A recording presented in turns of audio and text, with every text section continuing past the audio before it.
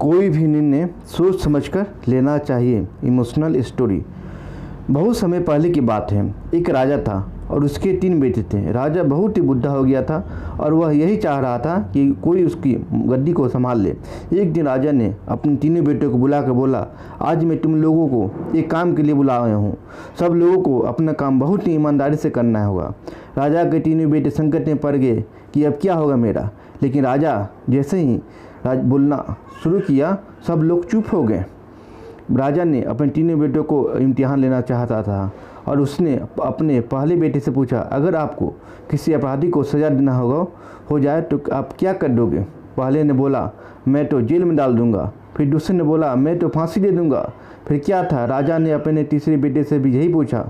तीसरा बेटा बहुत ही चालाक था और बोला, पिताजी मैं आपको कुछ बताने से पहले एक कहानी सुनाना चाहता हूँ। राजा ने कहा, तो आप शुरू हो जाओ। तीसरे लड़के ने बोला, एक बहुत ही अमीर राजा था और उसने एक तोता पाल रखा था और वह तोता से बहुत प्यार करता था।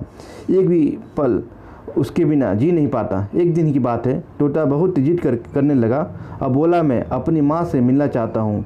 तोते की इस बात को बार बार सुनकर राजा ने उसको जाने के लिए बोला और साथ में यह भी बोला, सिर्फ 1 सप्ताह में वह लौट कर वापस आ जाए। तभी तोता बहुत ही खुश हुआ और बोला, राजा आप बहुत ही अच्छे हैं, मैं जल्द ही से वापस आ जाऊंगा। तोता अपनी माँ के पास पहुंचा और बोला, माँ राजा जी बहुत ही अच्छे हैं, मैं उसका एहसान कभी नहीं भूलूंगा।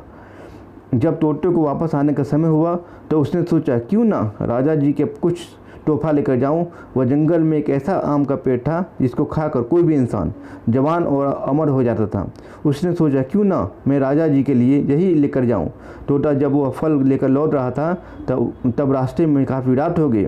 वह फल को नीचे रखकर सो गया। जब वह सो गया तो एक सांप ने उस फल आम को खा लिया।